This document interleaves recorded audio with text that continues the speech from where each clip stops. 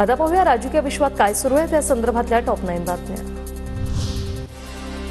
काही लोक सिल्लोडला बदनाम करण्याचा प्रयत्न करतात। नाव न घेता सत्तार यांचा रावसाहेब दानवेंवर निशाणा, तर संभाजीनगरमध्ये गुंडगिरी, संभाजीनगरात जाऊन काम करणार, गुंडगिरी संपवणार, सत्तारांची प्रतिक्रिया।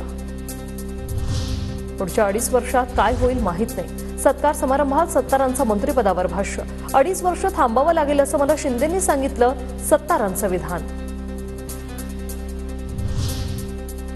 मुख्यमंत्री फडणवीस गडचिरोली दौऱ्यावर, अहेरी ते गर्देवाडा एसटी बस सेवेचा शुभारंभ। 11 नक्षलवादी मुख्यमंत्र्यांसमोर त्यांनी केलं आत्मसमर्पण। गडचिरोलीत 11 नक्षलवाद्यांचं मुख्यमंत्र्यांसमोर आत्मसमर्पण। 8 महिला आणि 3 पुरुषांचा समावेश। आत्मसमर्पण करणाऱ्यांना पुनर्वसनासाठी लाखोंची रक्कम। 38 वर्ष नक्षली कारवायांमध्ये होता सहभाग। गडचिरोली दौऱ्यात मुख्यमंत्री फडणवीसांच्या हस्ते विकास कामांचं लोकार्पण।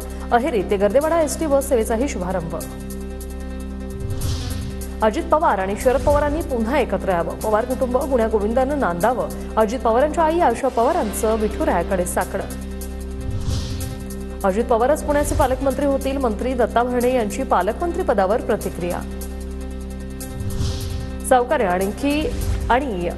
आणखी एका व्यक्तीमध्ये आल्यानं मंत्रिपद हुकलं। मात्र पुढच्या 2.5 वर्षांनी जिल्ह्याच्या विकासाचा रथ पुढे नेऊ।